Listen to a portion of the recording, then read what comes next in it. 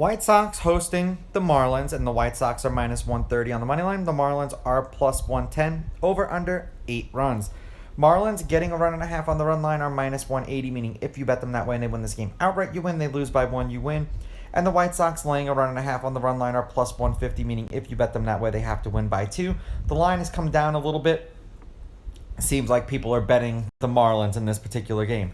Now, head-to-head, the home team is 5-5. The road team's won the last 2 games they played against each other. The Marlins have won the last 2 games they played against each other.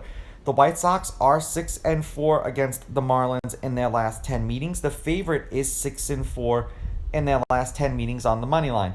The underdog, however, getting a run and a half on the run line is 6-4. There have been 4 one-run games in their last 10 meetings, none in their last 3, which was the last series they played back in 2019. The under has hit in their last 2. The under is 5-4-1, and the under 8 specifically is 5-4-1. For those who are concerned about the wind, it is blowing in from left center field towards the second baseman at 9.2 miles per hour. Neither one of these pitchers have pitched against the opposing team either last year or this year.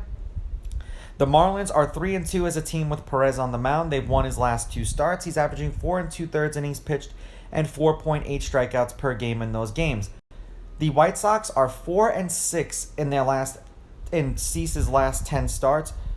As a team, he's averaging 5 innings pitched and 5 strikeouts per game in those games. So Cease has not been the least bit consistent like he was last year. Last year, he was a Cy Young contender, and this year, I don't know what the hell happened to him.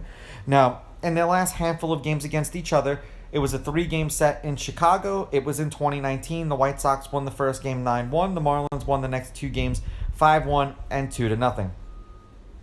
In their last handful of games overall, the Marlins have won their last 6 games, and they are 8-2 in their last 10. The under has hit in their last 2 games, and the over-under is 5-5 in their last 10 games.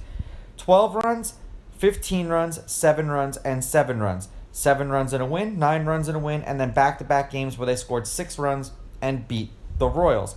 For the White Sox, they lost the last game that they played, but they haven't been playing atrociously. They are 6-4 in their last 10 and 5-1 in their last 6.